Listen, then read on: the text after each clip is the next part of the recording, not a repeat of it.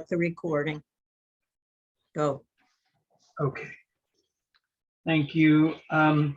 Before we begin the welcomes, if I could have a resolution, please, from a member of the board to amend the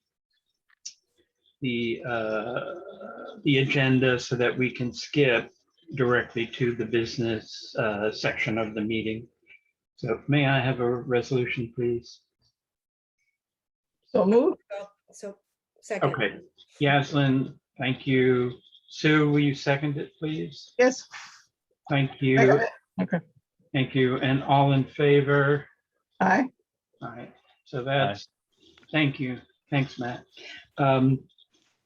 So we can, we're going to skip over directly to the business section of the meeting. And I do want to take a moment to thank Amy and MJ for being here tonight and for having worked so cooperatively with us in terms of the advanced questions so that we can focus in a little bit more on the issues attendant to the master plan that are of direct importance to the planning board. We're expecting the mayor here tonight, and so we'll welcome her in absentia, and trustee Boatsy is on as well. So welcome to you. We have, as I told MJ, we have a bit of business to take care of before we get into the Fjorddale presentation. After that, the entire meeting will be devoted to the discussion on the Fjord Trail. Hi, Sean. So at our last meeting, we set a date for the public hearing on 11 Main Street. I sent this up to you in an email early in the week, I believe, but we somehow neglected to actually include the radius, the 300 square foot radius for the e-blast notification in the resolution. And Karen went back to check the minutes, and we just didn't do it. And John is rather insistent that we include that in a resolution. So what I would like to have, if I could, from the floor, is a resolution to amend our prior resolution regarding 11 Main Street to include the 300-foot radius. Angela is prepared with the list to send it all out tomorrow, which will be in time for the 25th public hearing. So we simply need to do this bit of housekeeping to correct it. So how are we calculating it, measuring the 300-foot radius? What tools are we using? It was done at the village office. It was a pin in the address and a 300-foot drawing. I just received the drawing. I didn't see how it was done. Matt, it was an app that I used to go from where the address is to the 300 radius around it.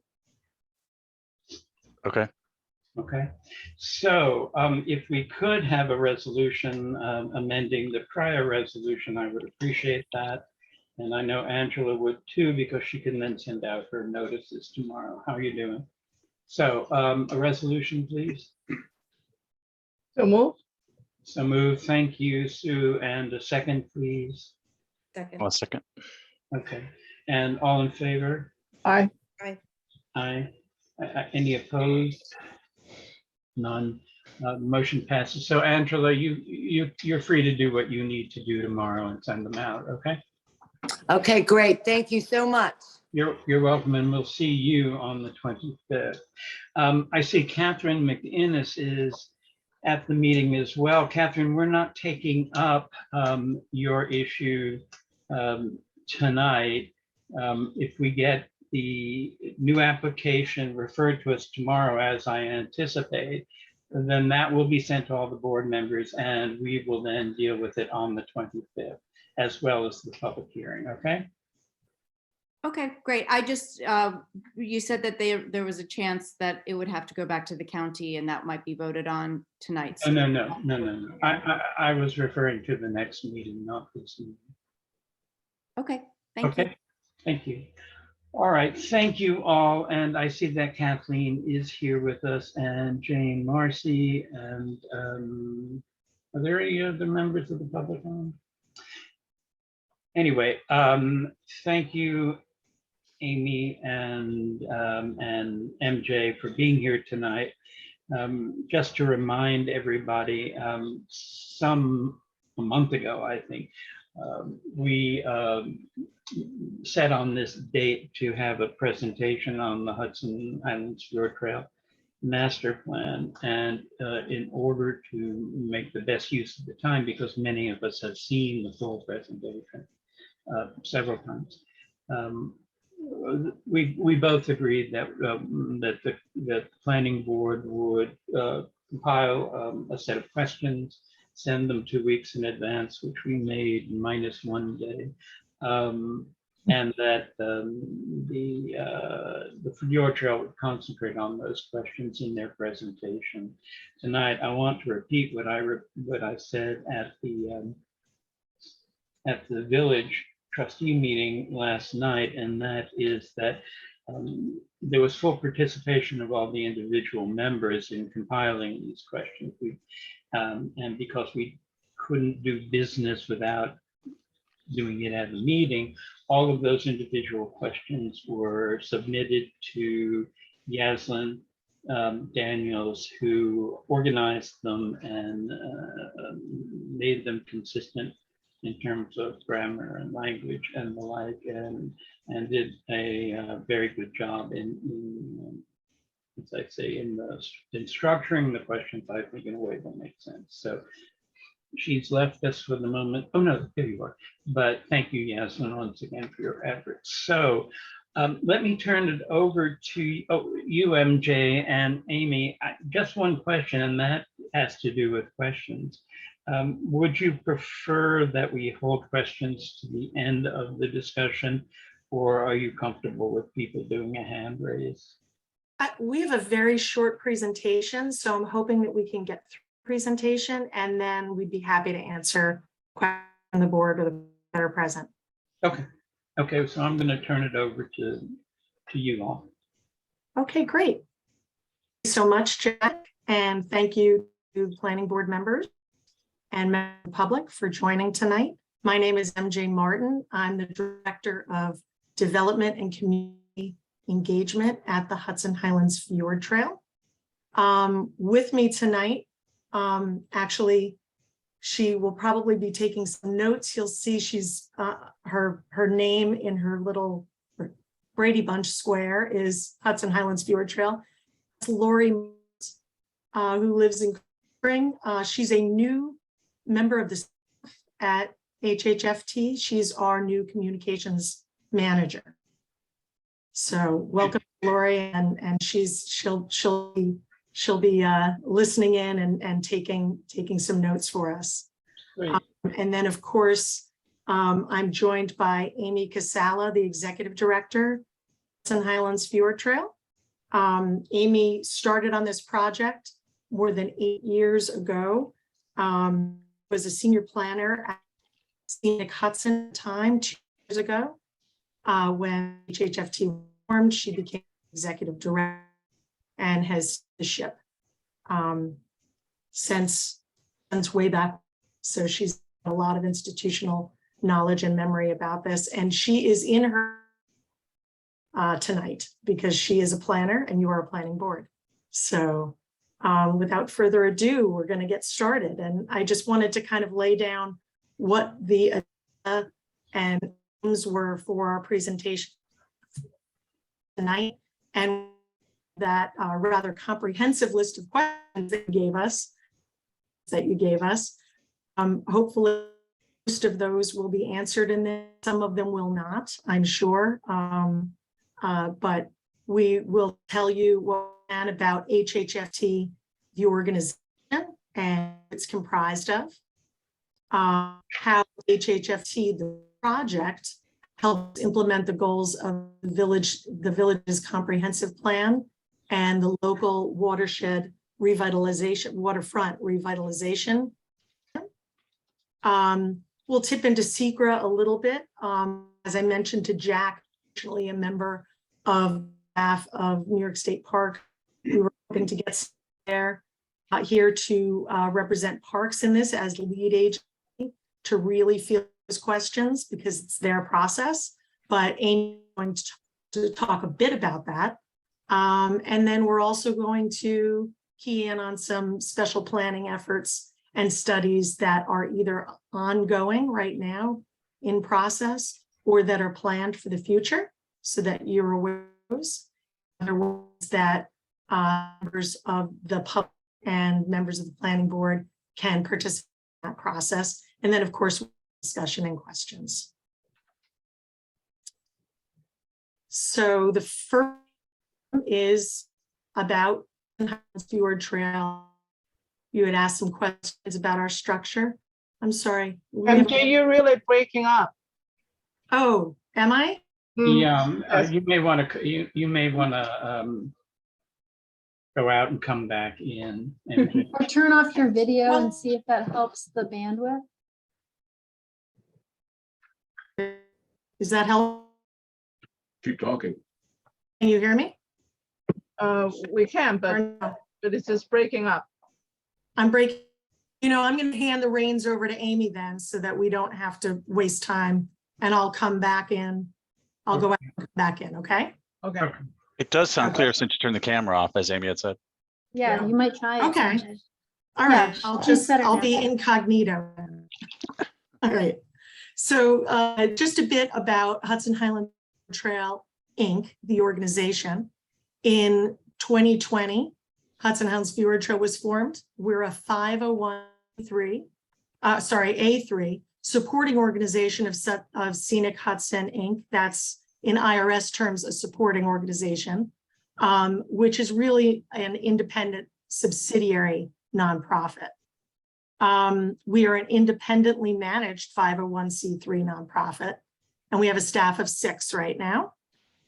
Scenic Hudson provides us with some administrative services like IT and AP services and some finance back office services.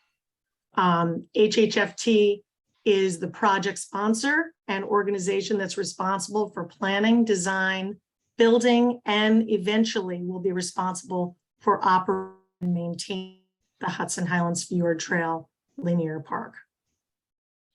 So who we are, who are the people behind this?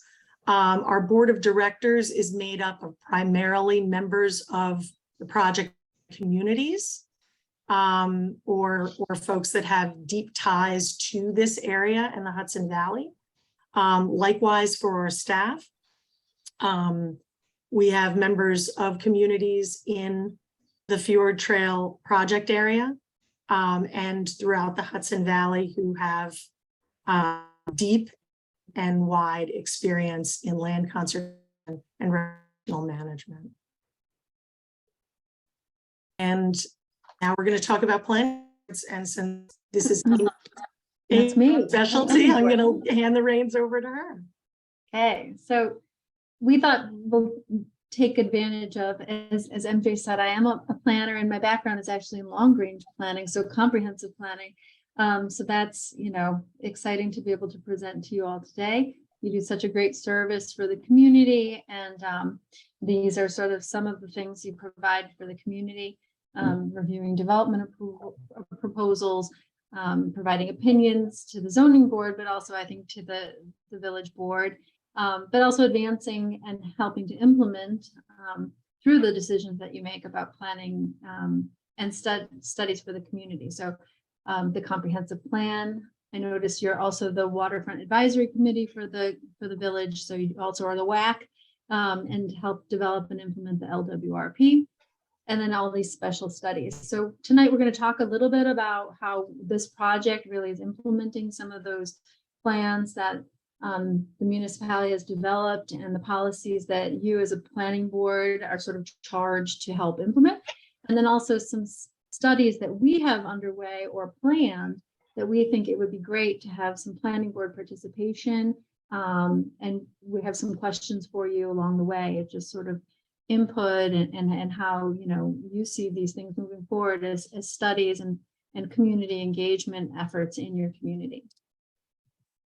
So commute comp plans. I think it's important just to remember that there's the big documents. They take a lot of effort and resources to create, and so you don't do it that often. And their job is to look 20 to 30 years in the future. And they're great, steady courses for a community. A lot of community input goes in to really shape a vision, and they really make sure that all of the policies are all rowing in the same direction.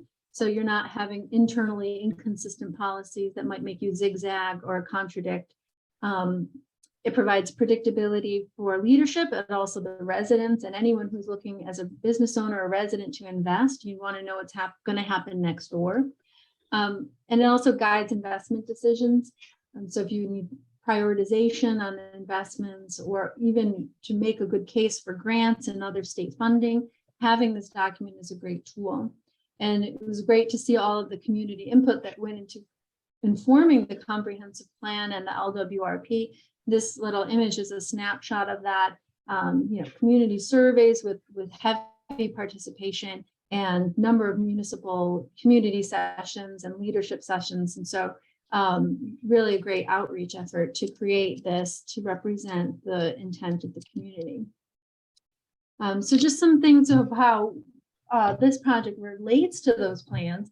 We have the comp plan from the village was last adopted in 2012. And there's this great goal, take full advantage of our location on the Hudson River. And some of the objectives underneath that really talk about some of the fjord geography. And so in the blue line here, and this is an image taken from the comp plan, if it doesn't look familiar, is the loop, the riverfront loop that was envisioned in the comp plan to provide biking and pedestrian access to residents and connect them to Little Stony Point and just really take full advantage of that waterfront. And it also included some reference to what would happen at Dockside as part of that, taking advantage of the waterfront. There's a really strong, mirroring of policies between the LWRP and the comp plan. Slight differences in structure, but I'd say additionally, the LWRP, because of its strong focus on the waterfront, really drilled a little bit more into priority projects. So one of those is Dockside. And this is just some of the language from that document that includes a path along the river, benches, restrooms, all things that sort of we're proposing, working with appropriate agencies to research and identify methods for protecting the shoreline, providing non-motorized boat launch, and seeking funding to protect the eroding shoreline. And then there was a number of guiding principles, but I didn't include here. But I think some of this has already been implemented. That's been implemented by the Sustainable Shorelines Demonstration Project. That's a DEC and OPRHP project that started in 2012. And in the current bid that was awarded, the construction project that's moving forward is $1.638 million being invested in stabilizing the shoreline from erosion. Creating a little meander path that goes close to the shoreline, using all native plantings, keeping it mostly passive recreation, creating the boat launch. All of that was identified in both the LWRP and comp plan, and I think was also supported with the public process that happened a few years after, because they were in design development through 2012, where this plan left off, and 2015. Getting input and taking the things to the village board and planning board. Things then slowed down. They had to secure some easements in order to make this happen. They needed to get the monies in order to because it was coming out above what they had in budget. But it's been successfully put out to bid, and construction, as you all know, is underway. And I think mostly complete. I think the only thing left is to do the planting. Some of the planting couldn't be done until fall when the plants would establish well. So that's partially implementation. And we certainly, if we, were to make improvements to Dockside, would not disrupt that planting and the shoreline stabilization that they have already installed. The village LWRP also had this Riverwalk loop concept in its high recommendations. And that one really the flavor presented there is that you'd like a continuous ADA route along the riverfront, signage that takes people from the village to that trail. And even considering as a village, designing segments so that you could implement them when funds became available, and just really starting to plan more so that you could make this happen for the community. We obviously took up the course of investigating the feasibility of these routes. All of these routes were actually and some more were evaluated through an alternatives analysis, which will be in the DGEIS. But this is a great starting point for the thinking of what desirable routes might occur. So big ideas like this on the causeway is a big idea. That's a lot of infrastructure, and big ideas often take time. And in the case of this, it's so big, and you're dealing with state lands and Metro North property. It really takes a coalition. So this really started to grow from those early roots, and this traces back some of the early roots beyond the LWRP and comp plan, which were 2011 and 2012. That really identified this route across from improvements at Dockside and the connection over to Little Stony Point from Dockside. But we kind of coalesced as a project some other ideas, and that's from these 2006 and 2007 studies that focused on 9D, the safety of 9D, and how to connect along 9D or in that area from the village to Breakneck to make sure people had a safe route to go from the village to Breakneck. So that's the 2006, 2007.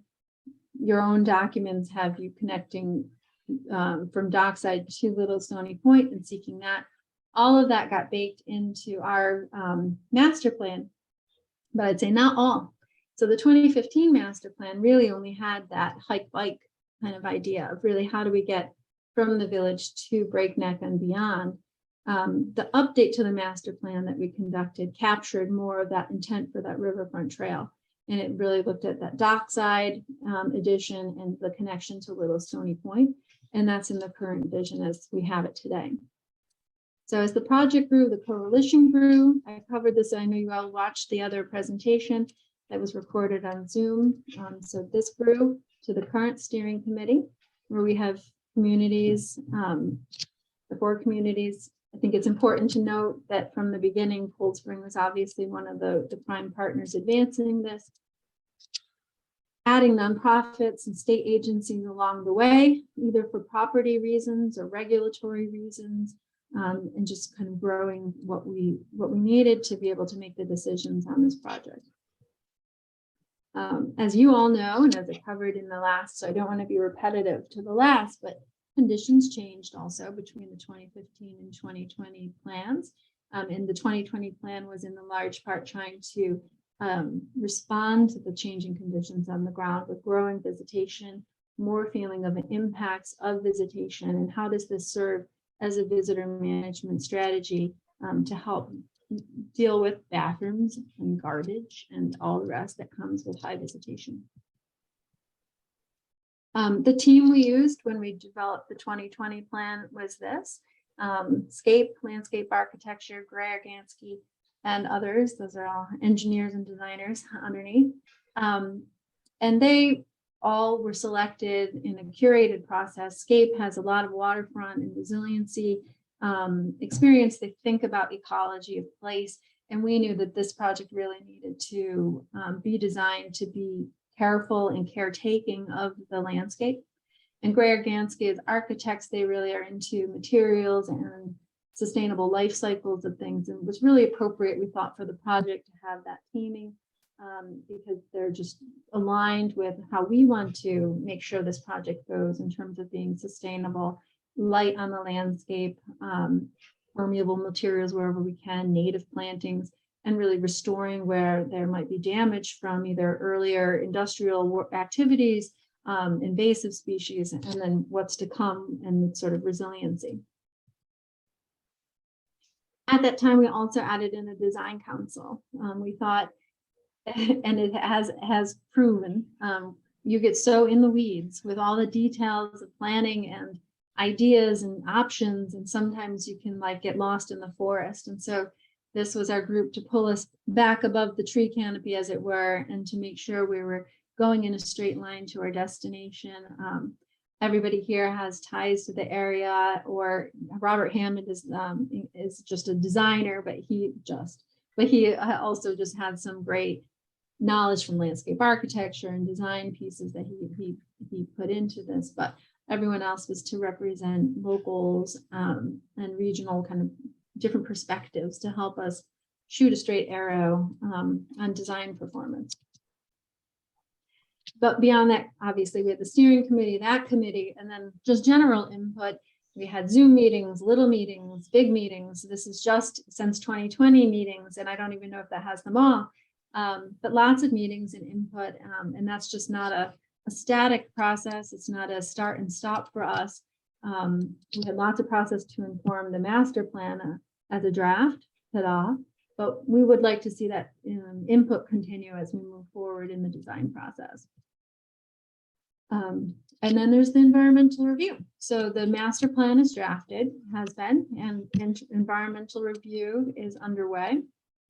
We are doing a GEIS, which is sort of the recommended tool for a project like ours that is in 2 counties and 4 municipalities, and it's going to be implemented in phases over time. And then there's a site-specific EIS on the shoreline trail, which will be embedded in that GEIS, because we knew all of the sensitivities of the river shoreline and habitat would require a special look. So we just went ahead and built that right in from the beginning. So this went through a whole process. This process actually started in 2016 with the old master plan. And then when we decided we needed an update, we just put it on hold. When we restarted with the new master plan, State Parks, who's serving as lead agency, assessed whether the changes of the new plan were really substantively different in terms of the scoping and scope to require a new scoping, basically, and they determined no. So we carried on with the existing scoping document, which had been issued to the village for review and comment as one of the interested and involved agencies on the list. So that's just standard practice by State Parks. Well, by any lead agency, in this case, that is State Parks. So we've been working on developing the draft GEIS. We have AKRF in as the consultant on that. They've been doing a number of studies, biological inventories, traffic studies, just looking at everything soup to nuts as identified in the scoping document. That's all being compiled right now, and we hope to, in the next couple of months, issue the DGEIS for public review and comment. And so that will, be issued, obviously, for public review and comment. All the interested and involved agencies will be advised that it is issued. And that includes, as in the stage, Village of Cold Spring and all the rest is interested and involved will receive a copy of that. There's a minimum 30-day comment review period, and then a public hearing will be held. We are the applicant. We are not in charge of the environmental review. So State Parks has asked any questions that on the environmental review best to be directed towards them as the lead agency, because it is their process they're running and their decisions and determinations. So I know that the village attorney has already reached out and received responses from State Parks Council, but that's where they would like that conversation to live, because that is their process as lead agency. But again, there will be an opportunity to submit formal comments from the village in that process. And we have committed, while it's not our process to run, we really want to make sure there's great involvement and people are aware. It's not like something that goes by and people aren't aware that this has been issued. So we'll be doing our own communications on it to help spread the word, putting copies of the master plan in the libraries and other public locations for people to have access to, because it is a large document. And any other suggestions you might have to make that more accessible to people so that people have the information, they can review it, digest it, and be able to participate in the hearing or submit any comments. Okay. So that's master plan, but sort of the end is only the beginning, as it were. So ongoing community input as we go into additional design phases. The master plan paints a big picture, but that's not site plan. Really, there's many more details to develop as you go towards into your design development. And through those processes of design development, we're also committed to having sort of engagement, more input. And even if it adds new ideas or takes ideas away, that's already started to happen and we're open to that. And master plan is a guideline, right? But we still want to make sure we're getting input on other items. So Dockside Park is one. We have not started this process yet, but we would reasonably expect to do so. And I included it because I know there's been a lot of questions about Dockside to the village board and elsewhere. And how is this being managed? How will it be managed? How will the process move forward for design? So right now, as you, I think, know, it's being managed through a cooperative agreement between the village and state parks. That agreement is set to, it would either expire or be renewed at 2027. But it is also stated in the agreement itself that it's cancelable by either party at any time. So it could be canceled beforehand, or otherwise it ticks out at 2027. There's not any risk of that. Fjord can't make improvements to Dockside unless we have a cooperative agreement with state parks. So we currently have a cooperative agreement, like a master cooperative agreement with state parks that enables us to do this planning and contemplate, constructing on land which is principally theirs. But what we'll do is have what we call a supplemental agreement. As each phase goes to development, there will be a supplemental agreement that says, okay, and now for this phase, and here's how this is going to move forward. And here are the rules and expectations for your operations and maintenance and, things you'll need to make sure you're doing in this space. So those are each negotiated as we go. And when everything is done, those would be all rolled up and consolidated into the final agreement. So there's like an umbrella agreement. And as each of these goes forward, they each have an agreement or two. For Breakneck Connector and Bridge, for example, we're looking at 3 agreements. One's for pre-con, one's for bridge, one's for Breakneck Connector. So there's just a lot of agreements and legal. So that would, that is the only way we could actually put a shovel into the soil. So literally nothing could happen until that's done. And obviously there wouldn't be 2 cooperative agreements for the same space. So it would either be extinguished with the village before ours is ratified. I'd have to ask some lawyers some questions about that one, but there's no risk of if we were to build something that would revert to the village, there would be a new cooperative agreement spelling out that the responsibility is ours. If we build it, we have to maintain it, is how the rule goes, right? And if we fail and disappear and everything goes to, not the way you want it to go, that reverts back to the state to manage. It wouldn't revert back to the village. So that's just some of the logistics. I've heard a lot of questions about that and how that would be handled and the mechanics of that. And is there risk to the village? And the answer is no. But we are excited about the design process. So there's a lot of community interest. We understand the place is very important. There's community events there. There's an interest in seeing it stay both mostly passive, but also able to host the community events, movies, fireworks, and other things that it has been for the community. And so we really, more so than I think for any other space within the Fjord Trail Master Plan, we really feel a community design process is in order for the space. And so one question, and I'll contradict MJ, I will take questions or input as we go, but for these questions, how for the space, how would you, as the planning board, in charge with planning for the community, see a community design process for this space in terms of charrettes or little sessions? What are your thoughts on like how best to engage the community? And again, this is not tomorrow, but when we start planning for this space, what's the best way forward in terms of engaging the community to make sure those ideas are all baked into this from the beginning.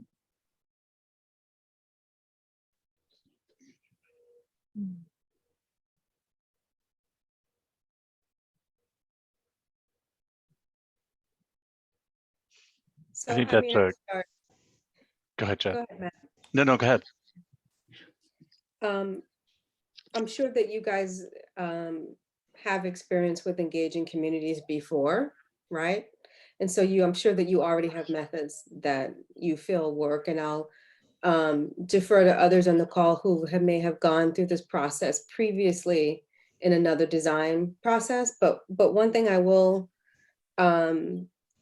say is that, I mean, I think for this community, it's more than just what is the right design process look like, right? I think, you know, and kind of how I've been feeling, you know, listening to the presentation as it's been going, it's very focused on the past, which I understand that the past is important because it's informing what we're doing now. But I also think the community is very interested in what does the planning and involvement look like for the, you know, your project planning sort of going forward. And I may be derailing us a little bit because I know that you asked a very specific question here, but I think that the answer to that is probably much easier to come to than the, you know, how do we all work together collectively moving forward in absence of knowing what that future planning looks like and how we get to site plan, how we get to the things that are concrete. I think the community would love to know that too. Great. So, well, this is forward looking in that way, right? We have the past is this master plan. The future is how do you get to site plan? And so this is part of that process. So right now there's this is all that's in there in the master plan, right? This, what's on the screen. It's bubbles and ideas, but not a lot.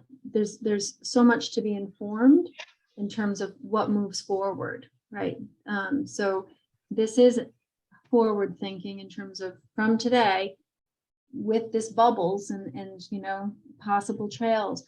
How do we really start to create a site plan for this place with the community's input that reflects today and future kind of aspirations for that space and what it provides to the community. But that is one little space of this. There's other examples and further in the presentation, I think some of the studies and planning, little more focused on the village planning items might speak to some of the rest of what you're maybe hoping to be talking about this evening. But if not, we can actually get it to it at the end. We're here all night. Yeah, we've had some success with charrettes. There has been good turnout. It's a good way to kind of get people together and thinking. It hasn't always led to changes to the project, but at least it has documented the community intent. One of them that was done then took kind of a vote process, which was helpful to have those votes. Again, they may or may not have been represented in the project, but it's at least good to get, in a public space that's large enough, gather the folks, do the presentation and get some feedback. Specifically, like you're saying, the cooperative agreement between the village and Dockside Park. I mean, I think people are going to want to understand what that means, because obviously it's all well and good to say that, that the movies will continue, but currently the movies are, approved by the village. So the question is what that kind of looks like in the future and what assurances there are that that will continue, because obviously, the village will take some advantage of the park. The village will obviously bear the burden of the impacts of the park. But the one thing that is, near and dear to the residents that, that kind of pay to to keep this ship afloat is, having the movies on the waterfront and some sort of control over the local experience. So I think that, at a charrette that could be discussed kind of more carefully in depth. But especially as, the village is no longer going to be a licensee of the park, and it's going to be state parks, which is a large bureaucratic agency. It would be interesting to have some sort of details behind that, because it is a beautiful location. Obviously, the movies have really really taken advantage of that in a way that's very low impact, but very very beloved by the village. So Right, yeah, good point. And so I think part of that would come out, I think we could pull the village in for review of the cooperative agreement. So we see that we're not just saying good platitudes, but we see how it's reflected in writing in the actual cooperative agreement. So that it's known that those are done, or is it a separate third-party agreement between Fjord and the village that captures that? We can navigate our way through that, but I understand the concern. But the operations programming and even the design decisions are, State Parks obviously has to approve the design, but this is very much a Fjord-driven planning process. And so I think as MJ tried to emphasize, it's MJ and Lori and me, like we're here, we're local, we're not a bureaucratic, we're a little nonprofit. So it's, and MJ's still gonna have to see y'all in the supermarket. So I think we really are, this is not so high up in a state bureaucracy where we don't have control. We do have the control to filter these ideas onto paper. Any other thoughts on that? And I think Yaslin, to your point, this is actually a hard one to start because we have made more progress on other pieces, and I think it'll show more of the design process we've been going through that would translate to this space. All right, I'll press on.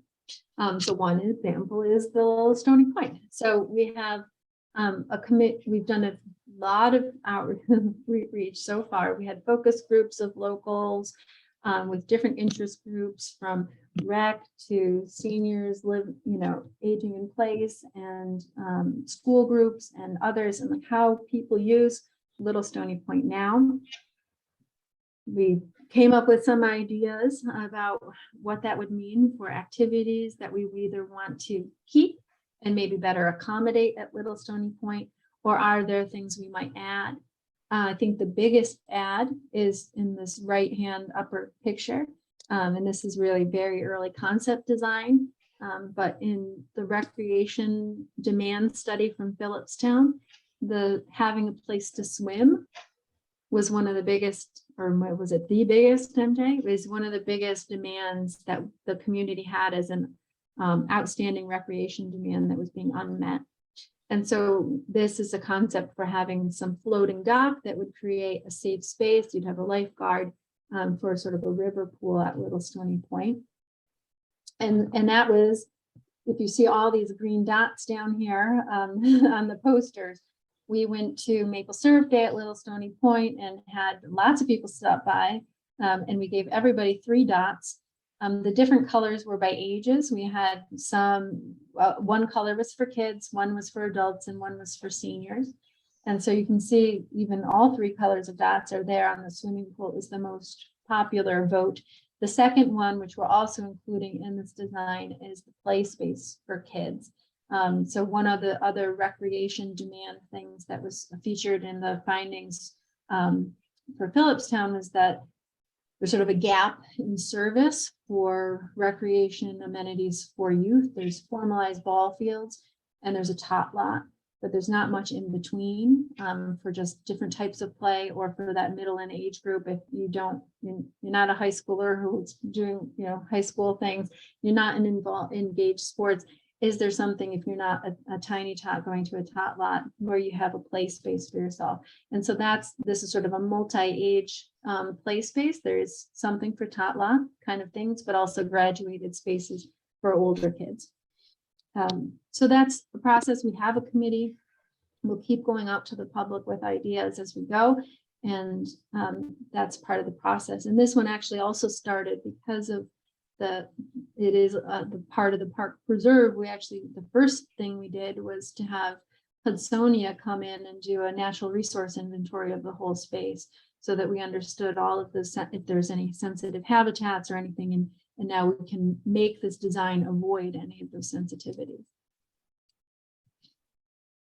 We've also started a process. You can see we like the dots at Duchess Manor. So when we had our community day at the end of June, we had I think 165 people come, and we had people provide votes there too, to tell us what types of activities or programs we might want to accommodate or offer out of the visitor center at Duchess Manor. And so we'll take that into the design process for Duchess Manor, which is really just getting underway next week. For routes and wayfinding, I think this is a meaty one. Routes and wayfinding from the train station to Dockside. In the master plan or the comp plan and LWRP, we have this image about missing sidewalks. So we conducted a sidewalk inventory saying where there's that missing pedestrian infrastructure. There are a number of goals and policies for, traffic calming and improving pedestrian environment in the village. This is just one image from that, but I think that's a big conversation to be had about how do we get, from the train station to that, how do you direct people who might be on Main Street to that or vice versa in terms of wayfinding. And then along those primary routes, once we identify them, what are the improvements that are necessary in terms of infrastructure? So you can see this dotted line. Can you see my mouse if I do that? No. You can see the dotted line that starts at and goes through past the waterfront here. So that means there's not that pedestrian infrastructure there. If that were to be a route to Dockside, which seems a natural route to Dockside, what improvements would be needed to the pedestrian infrastructure there? And that would be a collaborative effort with HHFT and the village to make sure those routes are being improved and signed and et cetera, so that those are clear. In the 2015, 2016, when we first kicked off kind of discussions, it was mostly, well, we went through actually a whole wayfinding exercise as well. And one of the biggest concerns of the village at that time from visitor impact was people stopping and asking for directions because they didn't know where they were going. So how do I get to that trail? And just a lot of like extra hassle for people, business owners, but people, residents who just didn't want to have that constant kind of flow of commentary coming at them. So wayfinding, so people know where they're going. They're not wandering around looking lost or asking for directions. Get them quickly where they want to go is our goal.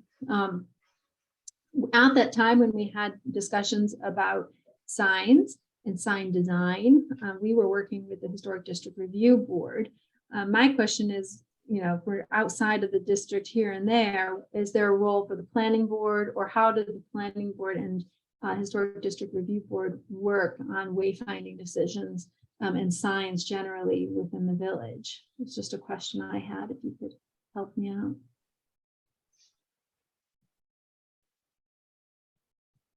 Or we can investigate.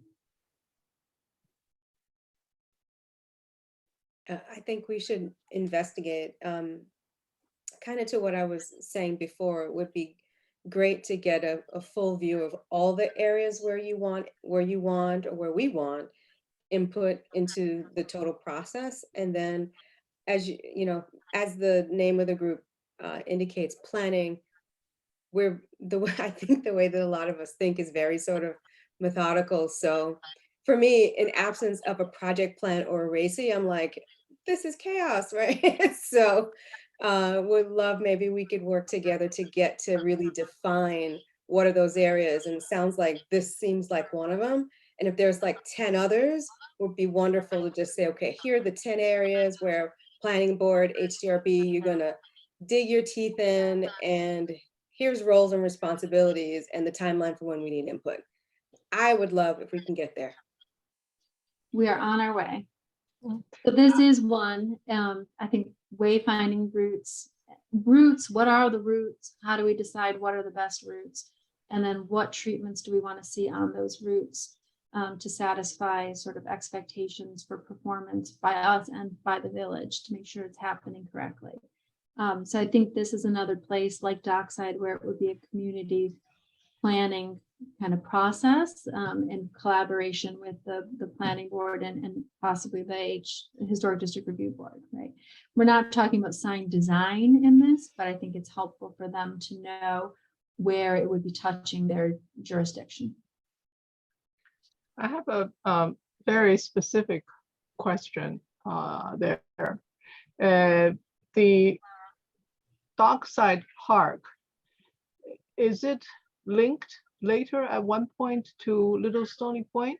Or it's just one of the destinations for people to go and then make a loop coming back and then out of the village to Little Stony Point?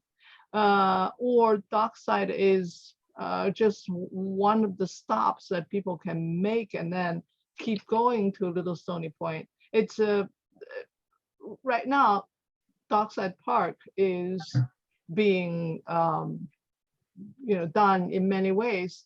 It looks great, but it doesn't seem to have any direct link into Little Stony Point.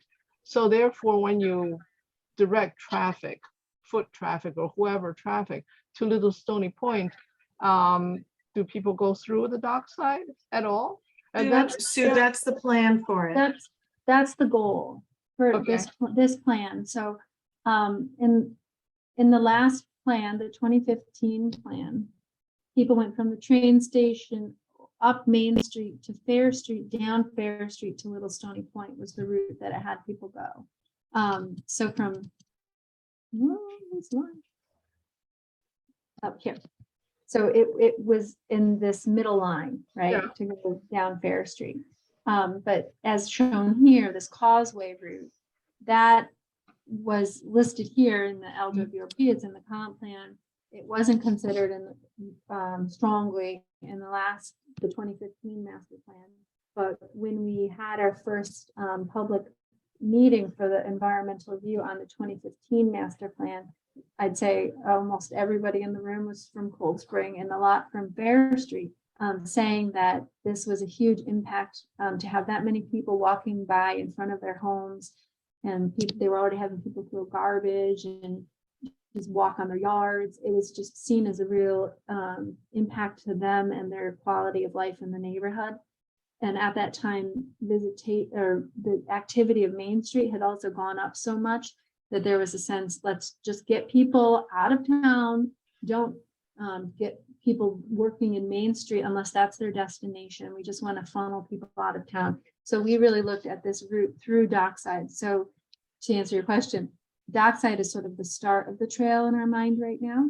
And you would have a trail that goes over the causeway and connects people directly to Little Stony Point.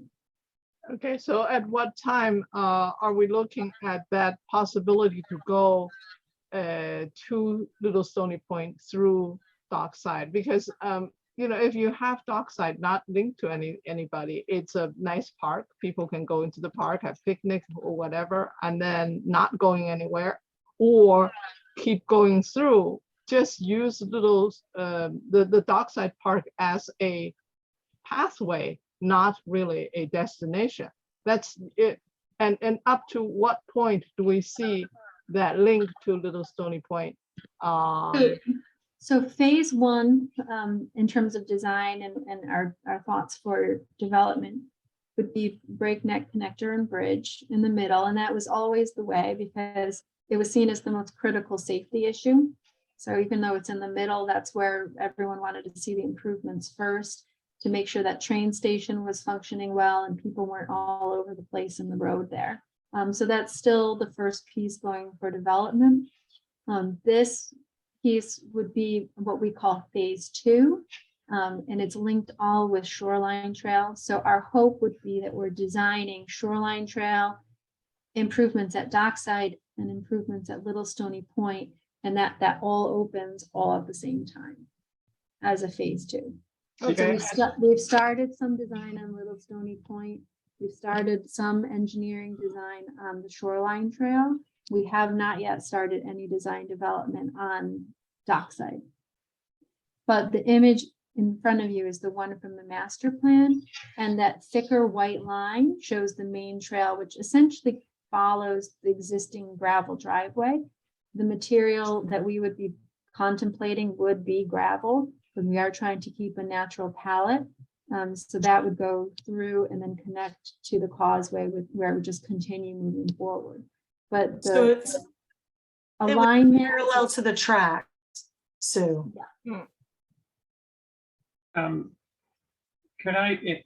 I ask a question here, because one of the things that I'm having difficulty with, and I think perhaps others are as well, and Yaslin was speaking to that, is the enormity of this project and the number of moving parts that are interrelated, semi-dependent, directed in various directions in terms of their target audiences. And how does the Village of Cold Spring responsibly, what is the structure that can be put in place that to enable the Village of Cold Spring to be able to make these linkages on behalf of the public?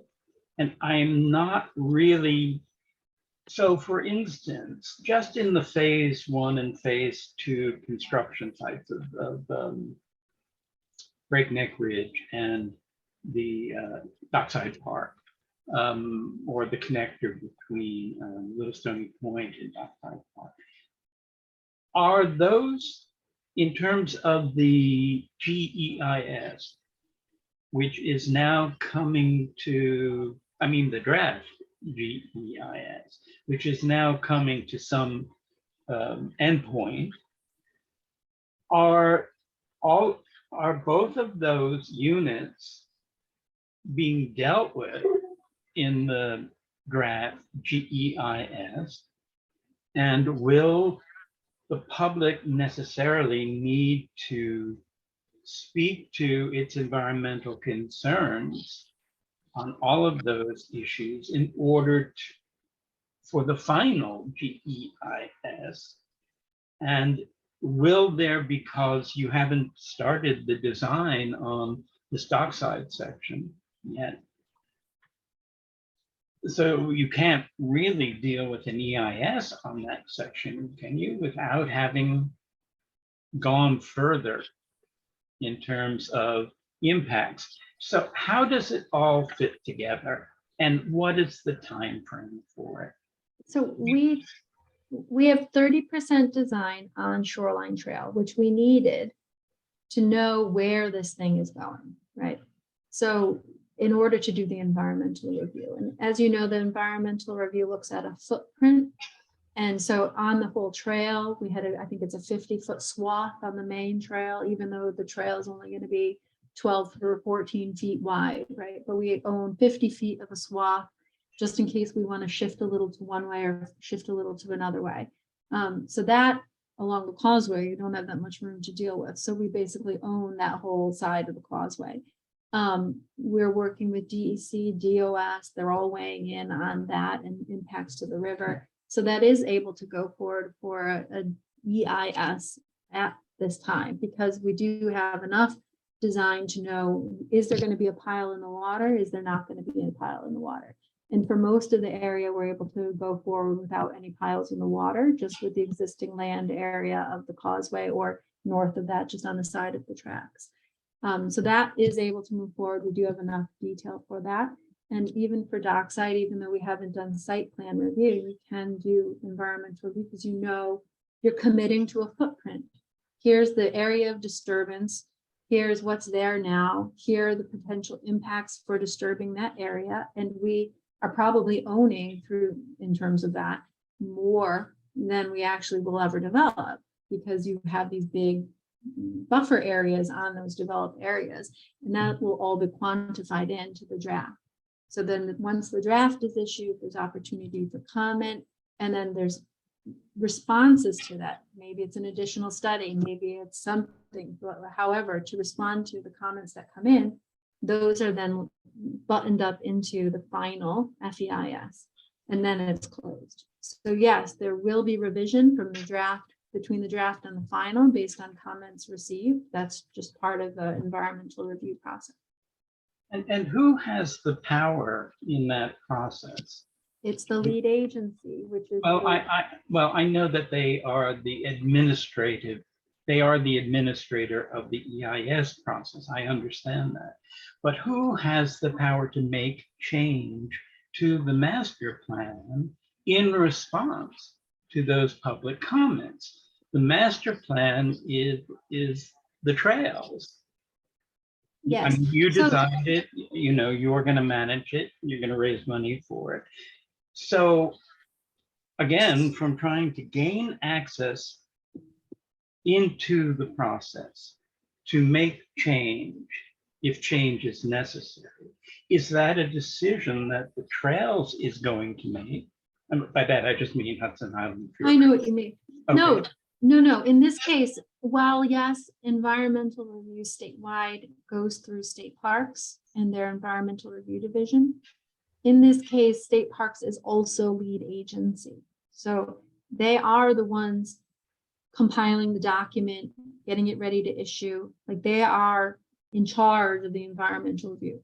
So they will also be in charge of compiling those comments and then figuring out how to respond to them. Will there be a dialogue with us on that? Yes, because we'll be having to do analyses and, you know, evaluate options potentially, or come up, you know, to respond to that, to inform the response. But it is their process and they are the lead agency as well as their role as the state. Okay, so if it came down to it, that public comment said, we don't want you to build out into the Hudson, you know, put piles into the Hudson between Dockside Park and Little Stony Point. And I'm just saying that as an example. Can parks compel the Fjord Trail to redesign the project in response to that? We'll see how it goes. I mean, I have no idea how, it's a crystal ball, right? Yeah, no, I'm not saying that will happen. These things come down to, is, you know, they have to look at the net of comments, the process that was done, the options, like, are there other options, which we've done in the alternatives analysis, and then they make their determination of if this is allowable, right? And if there's an impact, is there a mitigation measure that we have to take, that they're going to order us to take because we're having this impact? That's all the theater that will have to play out between the DGEIS and the FEIS. Okay. I do think the discussion on the footprint is helpful in terms of explaining how the process functions internally.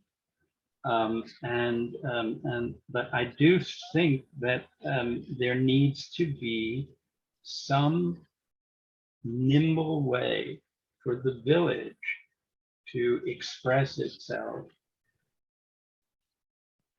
in the moderation of this project. I will personally, you know, in looking at your designs here, which strike me as beautiful designs as designs go. It's not that you don't have talent at work on this. You do, obviously.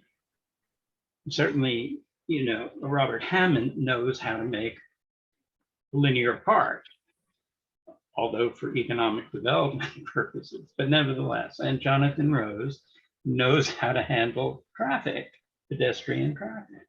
So you do have the skill there, but in looking at those 4 drawings of community interaction, you know, the swimming area, for instance, on Little Stony Point, those are being presented in the context of usage by the community, but they are not being presented within the context of usage by all of the people that this project is going to bring up here. And so there too, there is a kind of lack of real linkage, I think, that, and this is not criticism, I'm just personally trying to struggle with how that can be managed better, you know? And so, you know, when you're looking for input on Dockside Park, on the design of the Dockside Park, the fact that it's a certain kind of gravel, to me at least, is less important than it be understood what the traffic patterns are going to be and how it fits into the larger issues. And I'm not seeing those linkages in, and again, I don't mean to criticize, I'm just saying it's not there yet as far as I'm concerned. Well, I think the intent is to show that reading between lines of things we've heard and read, there's a sense that this has become about everybody else except for the community. So in this evening, if I'm mentioning where the community's weighed in, because I'm trying to point out how and that the community is actively weighing in today, not 4 years ago, today, about this design and what it would like to see come out of this project to meet demands, needs, quality of life things, aging in place desires, education, outdoor spaces for the local schools. Like this will also be used by the local community. And so it's just the constant of the double-edged sword.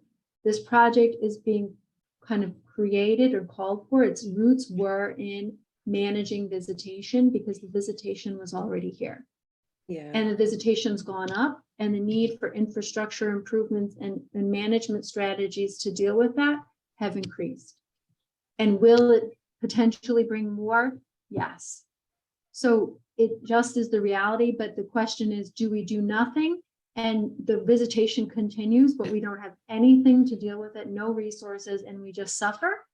Or do we try to come up with some way to channel it and try to manage it? And importantly, I think, eke out as many benefits for the local community that serve and enhance the quality of life as a way of sort of compensating for the disturbance of the visitation. Yeah. But I'd like to bring up just one point on this.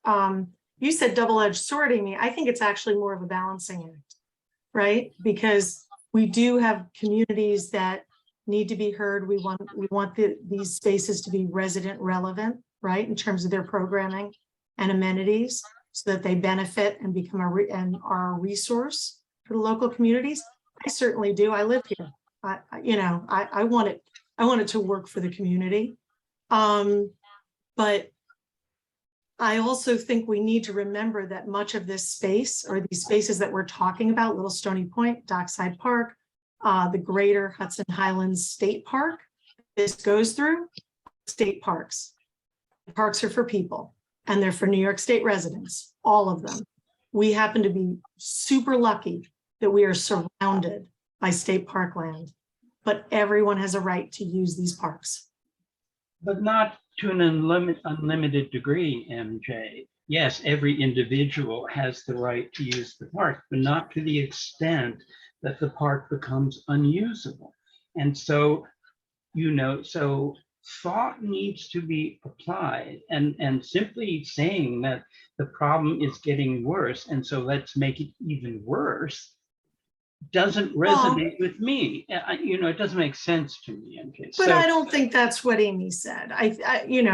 What we're talking about here is implementing visitor management strategies that actually stretch usage and visitation up the line and move it, spread it, right? Spread it out up the line, create attractions, create amenities north of the village so that we can pull some of that overuse, as you're kind of intimating, and congestion away from the village, and allow the people who want to shop and dine and visit and stay in the village for its other, wonderfully quaint and charming elements.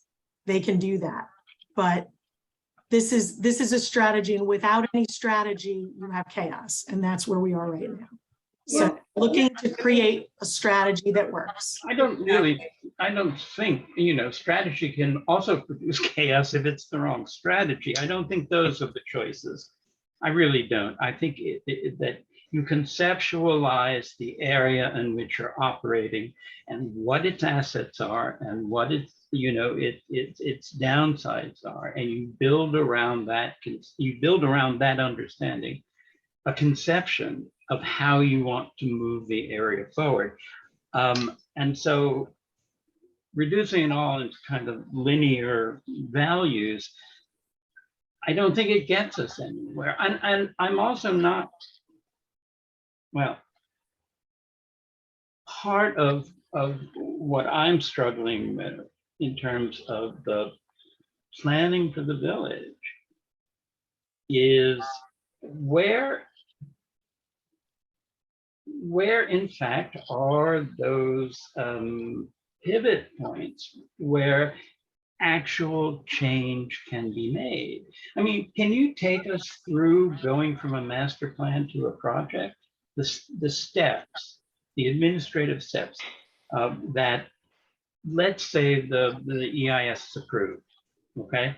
And so the EIS is on the master plan, correct? Yes, So, okay, well, the GEIS is on the master plan. It's on the Site-specific EIS on shoreline trail.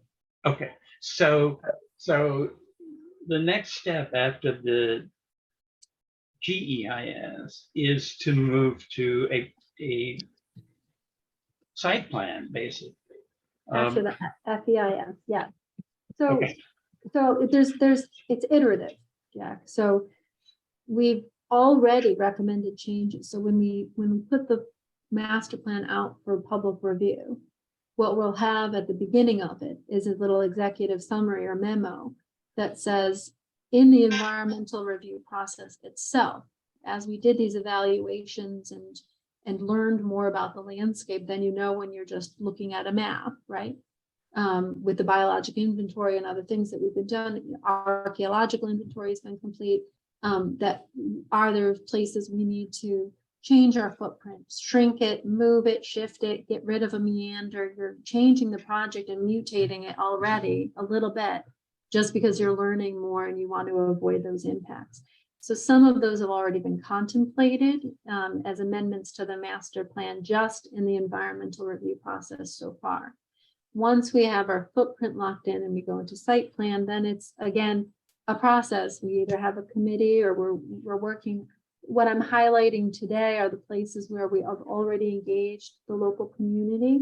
Because I don't think you really want to weigh in on the design of improvements in Dennings Point. On the Right. what? At Dennings Point. Yeah.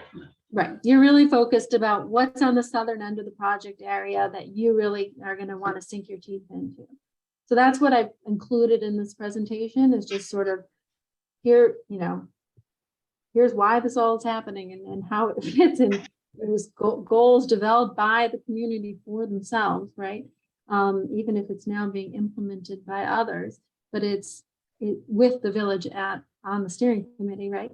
But that there'll be a process of input, design, you take that design out, you get additional input, and then you start just going to CD. So there are input stages at concept, which is 30%, 60%.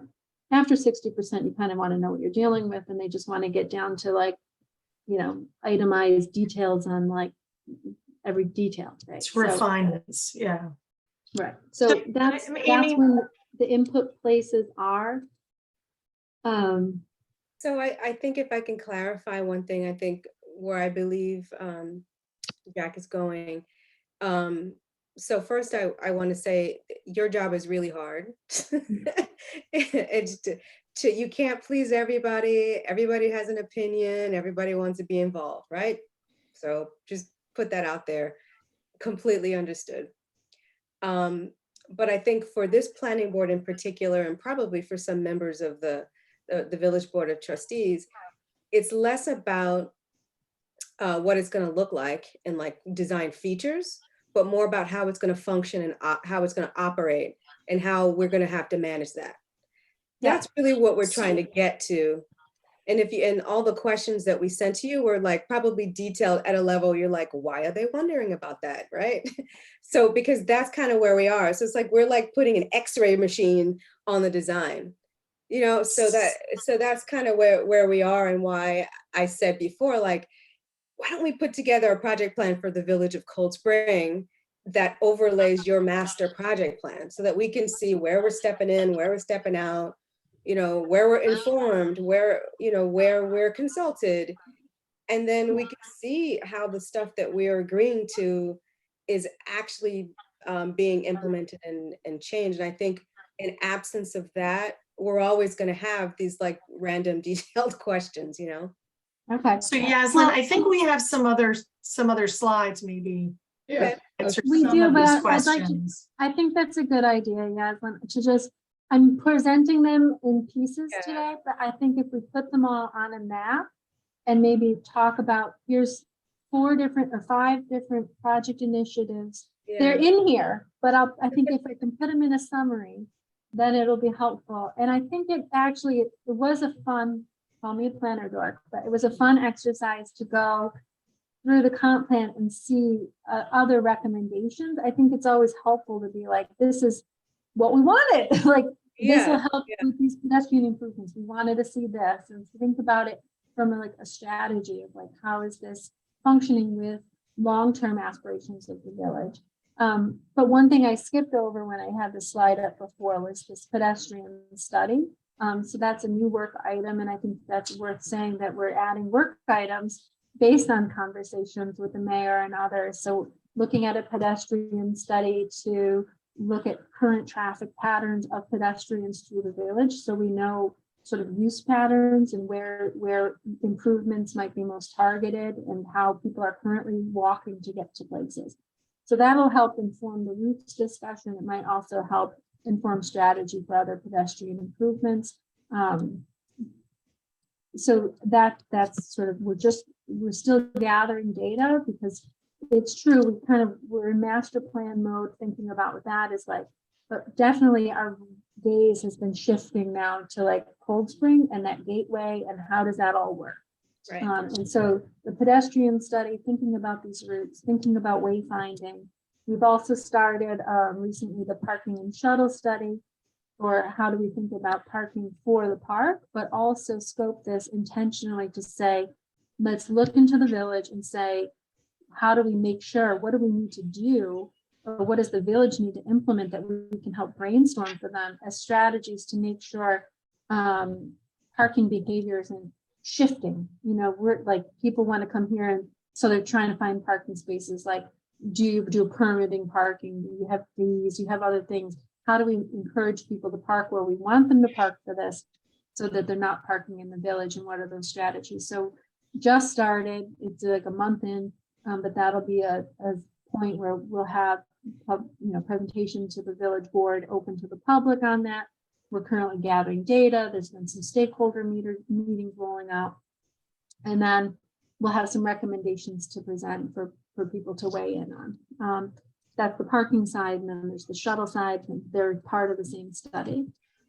And it's just that we're generally also considering or continuing our general outreach as well as the targeted, but I will say most of our attention is focused right now on the Cold Spring area and thinking about those pedestrian routes.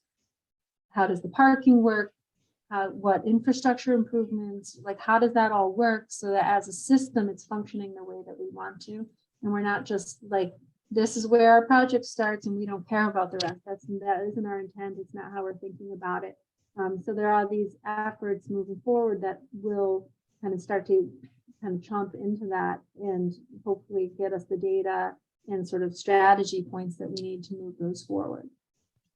Amy, there was also a point that I think it got caught up on some of those alphabet soup slides that we had that were very dense that we skipped over. It was about the traffic study that exists in the GIS, and Yeah. because of feedback, we've decided that we're going to expand that, expand the scope of that study and have it just give us more information about the communities within the project area and how traffic flow and traffic patterns Right. kind of move throughout the entire, it's giving us a 5,000-foot look at traffic instead of And just focusing. we've also been gathering data. We just got our last delivery, I think, of a short survey that we had worked with the trail stewards to conduct on Breakneck, so we could get a better picture of how people are arriving. Are they coming by train or car? What's the group size, and what is their origin zip code? So we really know where people are coming from, which says a lot of like what routes they're going to choose to arrive. So we've been gathering a lot of original data to inform these discussions.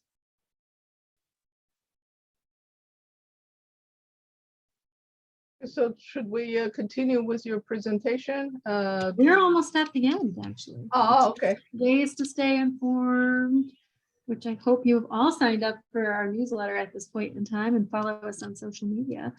And then that's it. So, no, Yeah, I just make a couple observations. I mean, while the community input has been taken, during the original, goal of the project with respect to kind of managing the existing breakneck traffic, not folks who might want to come to a gorgeous linear park on the Hudson. I think that, yes, I understand and I remember that the Fair Street folks were concerned about the traffic walking down their street.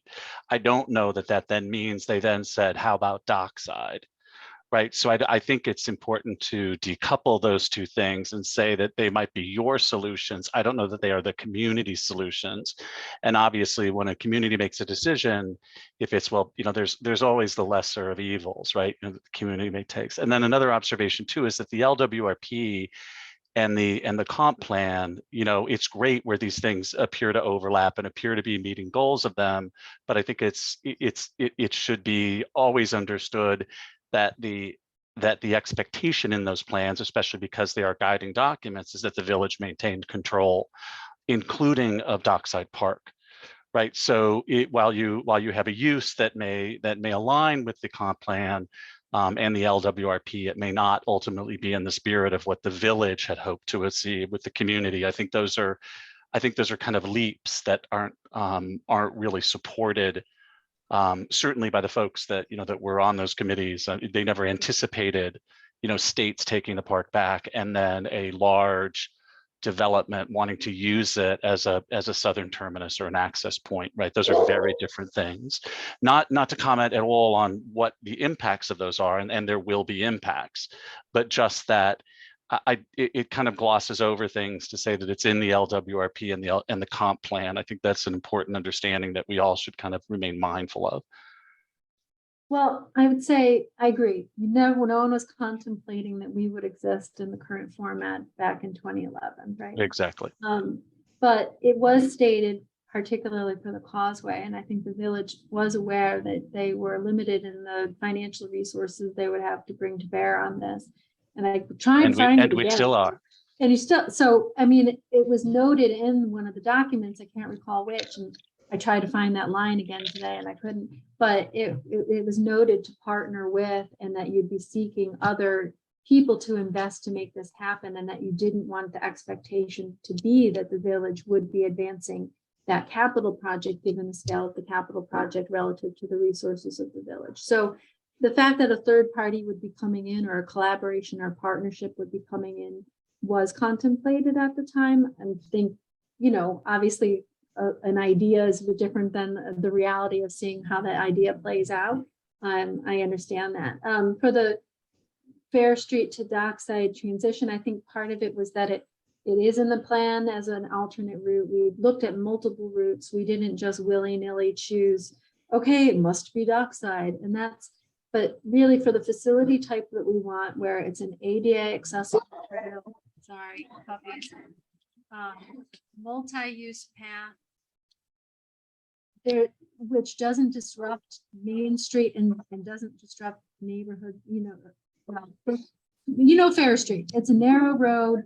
The sidewalk distance to those homes is very narrow. How can you put a shared use path down that road or down Main Street? Like, there's just such a constrained physical environment within the village that you really have very limited opportunities to create that type of facility. Thanks. I'm just going to shut the door on my barking. Sean's had his hand up for a long time. Sean, are you there? I just wanted to comment earlier, we started talking about the wayfinding and the role that the HDRB will play, and then the conversation got a little bit sidetracked. So I just wanted to say, on behalf of the HDRB, we aren't, we don't review anything for its content or really much for its sort of graphic design. We only look at materials and size and placement and how it affects existing fabric. I'm not sure what your vision is for the wayfinding, but if you're talking about things that are kind of like traffic sign or the sort of the signs that you would see kind of pointing in the direction of an attraction or something that could be installed, in the on the public sidewalks or in the on the grass line. Those are things that typically we don't review unless we're specifically asked to by the village. So I think the first step when it comes to the wayfinding discussion would be to discuss it with the trustees, and they would be the people who would ask us to then go on and see it. It sounds like your sort of main marquee signage and dockside, that would be outside of the district, so we wouldn't be seeing that. So I guess just to give you clarity on what our role would be, Okay. it would really just be at the request of the village itself. Okay, so correct, we've looked at the wayfinding we might have contemplated in the past is gone. We're working with a new wayfinding consultant. We have only really looked at wayfinding options within the park itself. And I wouldn't see us keeping that. We wouldn't stretch that outside of the park because it's very specific to the park. So I think it's completely an open conversation on what that wayfinding looks like through the village. Okay, I am only showing on my screen, I'm only showing 6 of us, but on my participants list, I'm showing many more. Thank you. I didn't want to ignore Laura or Kathleen if they had a question, or anyone who's on if they had a question. So I'm sorry if I have. K.E. Foley's hands up. Yes, please, go ahead. Kathleen?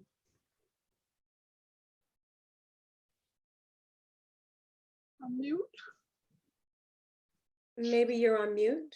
Yeah. I am sorry. I'm on my phone. I don't normally do Zooms from my phone, so I'm sorry. It took me a second to find mute. First of all, thank you to the planning board.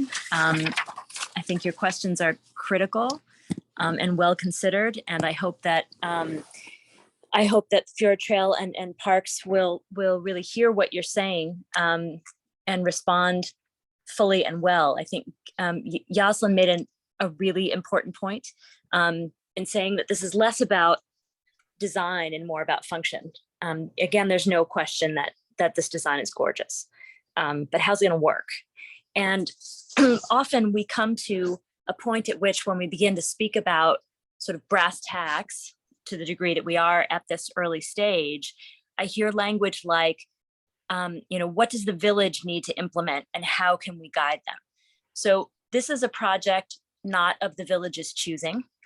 It is a project far beyond the scope of the village budget. So I get very anxious when I hear, what does the village need to implement? We are not choosing this. We do not have the capacity. So if your project is creating impacts, and particularly quality of life impacts, that's not something that the village should bear. So we are not implementing anything by ourselves. We just can't do it alone. So I wanted to make that point very clear. So when MJ talked about expanding the scope of the traffic flow study, you spoke specifically about me having advocated for pedestrian traffic flow study. I was specifically asking not only for pedestrian traffic flow, but also vehicular traffic flow, because that is going to be real in the village. That's already been studied, Kathleen. That's the traffic study that MJ was mentioning. That is, we are done. MJ was saying you're expanding the scope of traffic flow. We're going to update data and look at a few other things, but it's already been done as part of the environmental. Okay, so and I think this is one of the things that the planning board really needs to think carefully about is our traffic environment is completely different than it was before COVID. And so to say it's been studied and it's done, in my view, isn't enough. This is one of the critical things that the planning board, the board of trustees need to think about in real time, and not the past.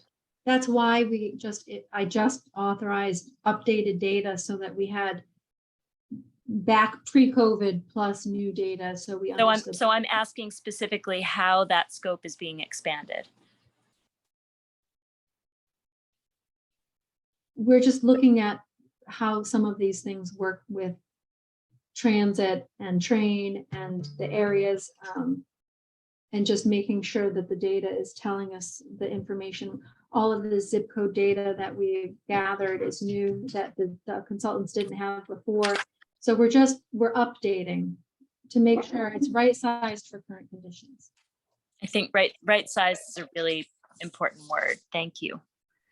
And in terms of wayfinding, I had a thought as I was listening to all of you, that I wonder if, as you consider wayfinding, there might be visual cues to the portion, whatever portion of the trail does end up in the village, that that users are now in a residential community, right? They're in the state park within a residential community. And if there can be some sort of design element that indicates such. I'm not a designer, so I don't know the answer to that, but that occurred to me as you all were talking. And I also would like to emphasize Matt Francisco's point that that the LWRP and the comp plan didn't anticipate any of this. So yes, those ideas were there. I'm not sure the context. I know that the context isn't the same. So looking forward to the planning board continuing to ask these questions and looking forward to the responses. Yeah, I mean, it wasn't contemplated in this state, but let's not forget that the visitation wasn't contemplated to be what it is today either. So there's already a problem that the village would have to deal with if we didn't exist. And I think it's important to remember that there is a problem. We're bringing extraordinary resources to help facilitate that so that the village doesn't have to deal with that burden. And it's this balancing act, as MJ says, of how do we manage this and make it the biggest success that it can be for the community. But the community already has a substantial challenge in front of it and no resources to cope with that challenge. Sure. Addressing that challenge without exacerbating it. I think that's the point of balance.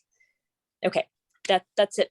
That's all the comments. Absolutely. Thank you very much to the planning board for letting me make comment. Not at all. Thank you. Resources are an important issue, and the village does not have access to environmental lawyers. It does not have access to environmental consultants. It doesn't have access to traffic consultants in order to measure the potential impacts of this much larger project on the village, which is so integral to its success and geographically integral. There are instances of the project applicants paying for that kind of consultation for an affected party. And I don't know whether independent consultation for an affected party, and I don't know if that issue has been raised. I don't know if it's been raised with parks or with the Fjord Trail, but I mean, parks wouldn't be paying for special studies, but I think lots of studies are being done by professional consultants. They're going, I'm not saying, tell me this answer, make sure this is the answer. Like, they're going out, looking at the data and telling us what it means. And then we figure out what needs to occur because of that. So I would say, let's look at the studies when you see them presented in the draft GEIS for the traffic impact study, that is. For these other ones, they will be separate under separate cover, and we will share those, and you have access to ask questions of the consultants yourself. And that's just a dialogue. I mean, we're hiring good consultants. They should be able to know how to do the job. I don't think we need to do it 2 or 3 times to see if the data tells us the same story. But it's rather unevenly weighted dialogue in terms of the expertise that is at work, and the studies. We all know, having gone through traffic studies and lots of studies, that there's a client that is hiring the consultant, and the consultant is doing studies with the client. That is going to be, by simply the realities of life, probably different if the client is different. And I'm just thinking that the village is a client here and ought to be treated as a client. I do, let's look at the study, because there's roads, they're classified facility types.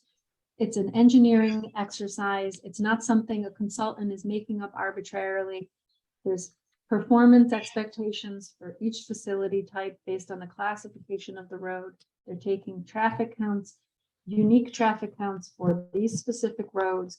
They're not able to count it differently because we're the client versus the village. They're putting a rope across the street for people to drive over. So it's not, it's traffic. It's there or not.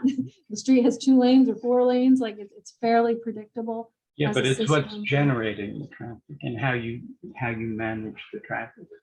You can have Those very different viewpoints on it. Through you, Chair, this is Kathleen, may I make an additional observation? Yes, please. Amy, the concern that struck me in the shuttle and parking, the initial shuttle and parking conversation was how the consultants referred to the village as a market. And I raised the point at the time, and I raise it again now. There was a lot of emphasis on Main Street merchants, and I would say that is one very important part of our community, but we are also a residential community. We can't be looked at as a market. We have to be looked at as a community that needs to maintain its residential quality of life. And I want the planning board to hear my, I'm saying that now because I think that concern is really critical. Yes, but Kathleen, please understand, the person in question is sort of a transportation engineer. He's talking in data speak, and they're engineers in my experience, and no offense if there's any engineers on, they're not necessarily going to be the most adept at public process and talking about things in ways that are non-technical, right? So he didn't mean to insult it or say he doesn't care about the fabric of the community. He was talking about the data reference point of the item he was going to be studying. Right. I don't take it as insulting. I'm noting it as a point of concern, that I understand that a traffic engineer would take that position, but let's make sure that in our overall consideration of the project, we understand Cold Spring as a residential and functioning community and not just a market. Absolutely. We absolutely understand that Cold Spring is a residential community. It's got a vibrant commercial main street, and it's also the home to many very important nonprofits. I don't think that that's in doubt at all in terms of the people who are working on the project, Kathleen. I just wanted to say, just respond to Jack, and I don't know whether this provides you with any additional comfort, Jack, but when we talk about these studies and the fact that they're data driven, it doesn't behoove us. It doesn't benefit us. And when I say us, I mean the Hudson Highlands Fjord Trail or any of our coalition partners to skimp on the data or misrepresent the data. Because in the end, when the rubber hits the road, traffic pun intended, we need to be the ones who are implementing those visitor management strategies that are based on this data. So this data has got to be good. We're relying on it to be solid, accurate, and actionable. And if it's not, then the onus, the burden is on us to make it right. So we absolutely don't want anything fudgy happening with our data. I didn't mean to imply that I doubted the veracity of the data, but the thoroughness of it and the completeness of it in terms of the scope that would be important to the village can differ from that, which can, if the Fjord Trail is the client as opposed to if the village is the client. And the village is going to have to go through reviewing for the EIS alone. Extremely complicated findings in those documents, and it doesn't have the consulting expertise that and it cannot afford it on its own, that an affected party would normally have. And all I'm saying is that there are instances in the Hudson Valley of the project applicant stepping in to make that expertise available to the affected party. But then we would, if what I'm understanding is then HHFT would be paying or granting money to the village to conduct other studies? And if, then would that also be influencing? Oh, no. No? No, I don't think so. Okay. It's a good one, but no, I don't think that would be an issue. No, yes, the Fjord Trail would be granting money to the village so it could engage its own experts to analyze these very complicated questions that for a project that is undeniably transformational for the future of the village. One way or another, the village is going to come out of this a very different place. And so the 2,000 people who live here, and I am confident that if you were to interview those 2,000 people today, and you were to interview the 2,000 people in 2011, you would find a very different group of people with different concerns. And I think that the village ought to be, as I say, empowered to have its own professional advice. And in looking, and I did this on my own, I swear, that there are examples of it coming from the financing coming from the applicant. Or a for-profit or a nonprofit development? Nonprofit. Nonprofit, no one's making any money here. No one is making, no, that I can, we can all agree on that, and that.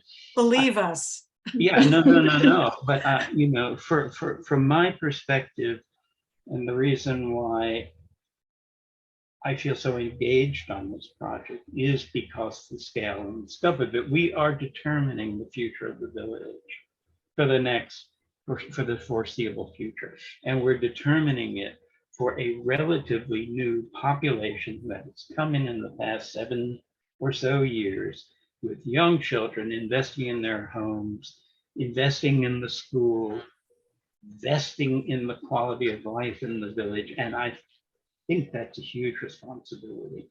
And for me, it overrides the larger goals of the project, just because of the position that I have at the moment.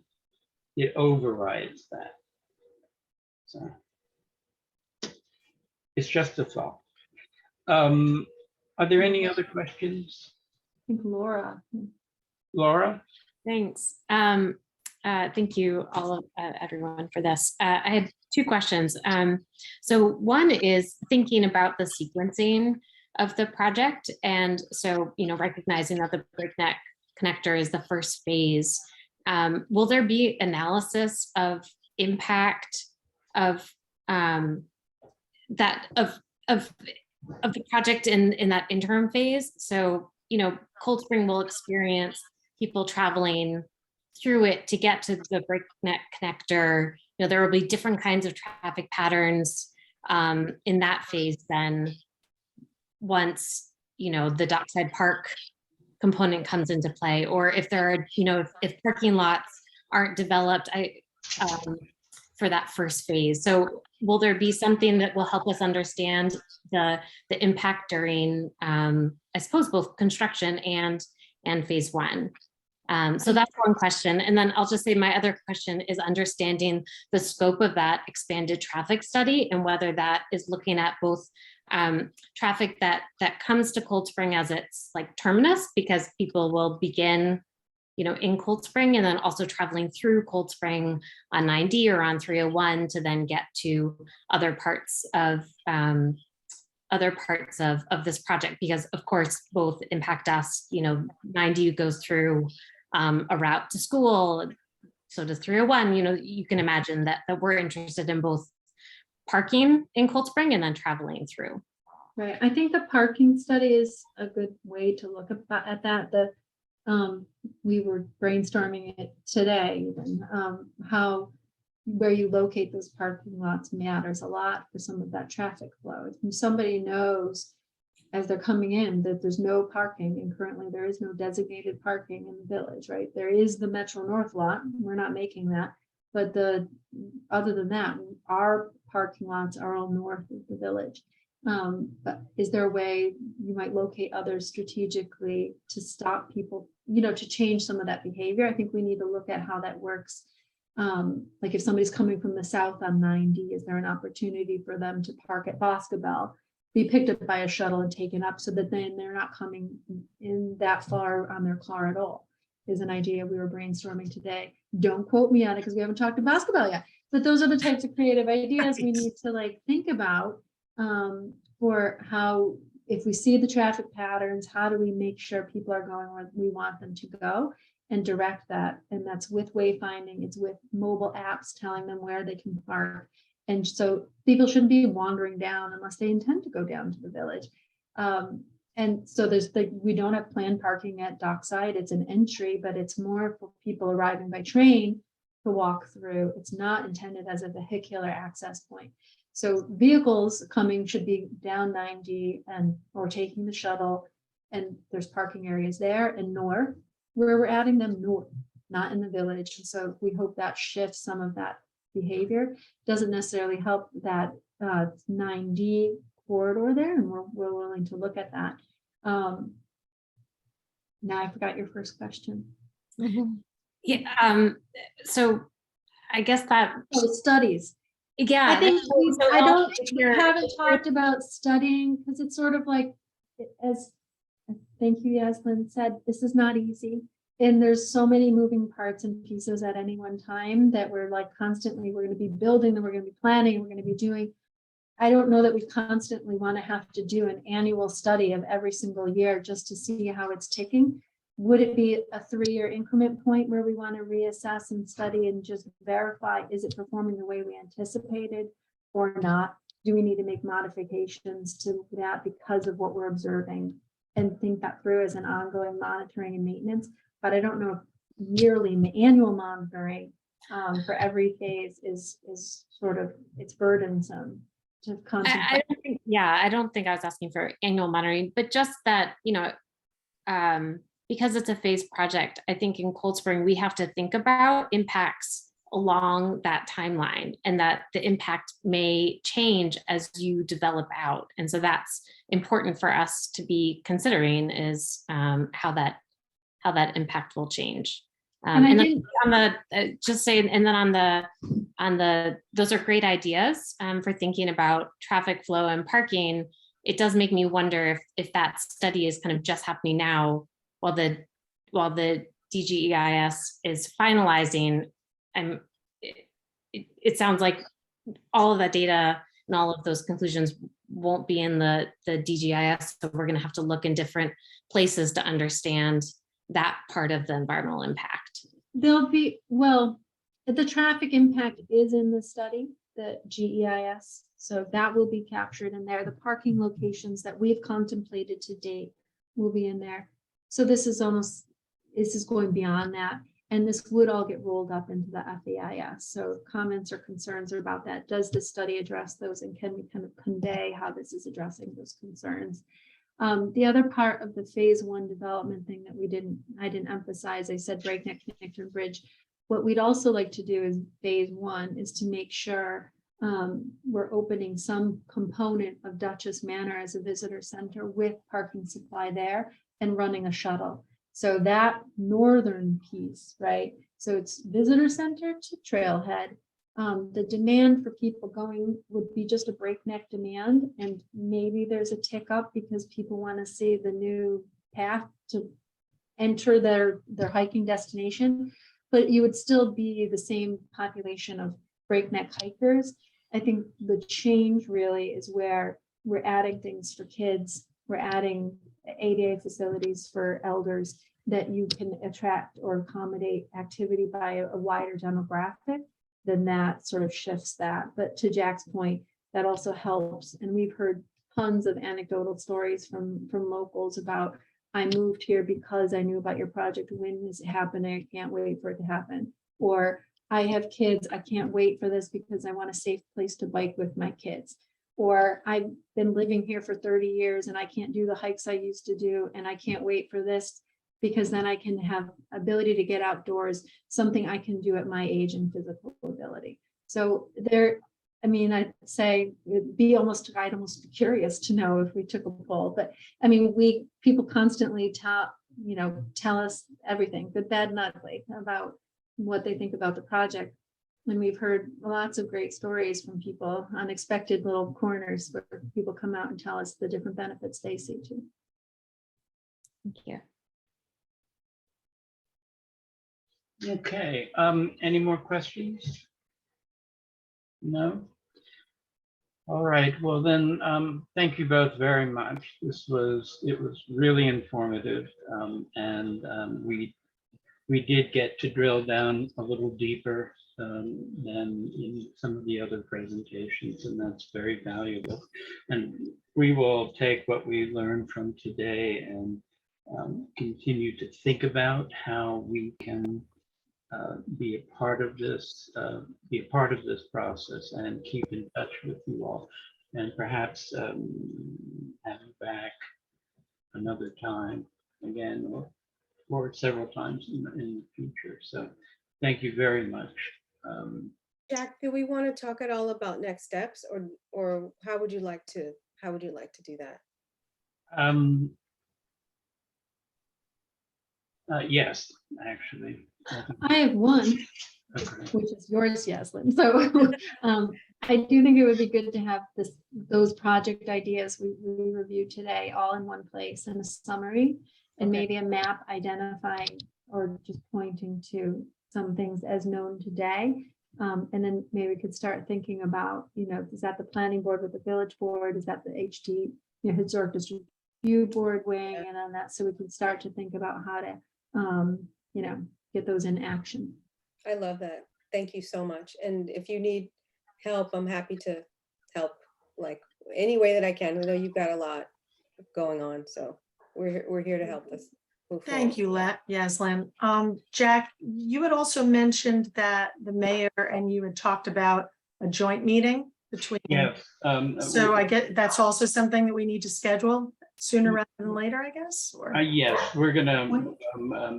we're talking with the village trustees. We had hoped to do that. This, Amy, is a joint meeting between the village trustees and the planning board to discuss these issues. And we had hoped to do it at the end of August. It's now been moved into September, but we think that as soon as your attendance of that would be great, as well as Parks. And as soon as that schedule's been set, we'll let you all know. Okay, we'll try and do it. Perhaps that overlay project that Amy, mentioned that Yaslin had suggested, it would be a great discussion point. It would be a great discussion point. It'd be a great venue to show it. Okay. Yeah. So And even if we're able to pass drafts back and forth before we get there, just to make sure we don't lose time. Sorry, my cat's scratching up the rug. Even though there's a scratching pad right next to you. Sorry. Would be great to just make some progress so that maybe that's an alignment meeting instead of let's see it for the first time when you've got 3 different groups trying to coalesce on one document, so it's just a thought. Great. Okay. Well, perhaps, Yaslin, we can rely on you to sort of coordinate on that Yeah, I'm happy to help. and report back to the board on that. Okay. That sounds good. Oh, see, Uh-oh. that's The mine. pets are getting restless. Pets are getting restless. Yeah. The pets have said enough, apparently. All right, he needs to go out. So of course, we're going to, if I could have a resolution to end the meeting, please. Is that Matt? Motion to adjourn. And a second, please. Second. Second from Sue. All in favor? Aye. Aye. Unanimous. Thank you all. Thank you so much. Kathleen, for, Thanks so much. okay. Thank you. Thank you. Bye, and thank you, Karen. Well run, meeting, planning board. Have a good night. You too. Have a great Bye. night. Right. I'm always the last one. Zoom meeting? Oh, yeah.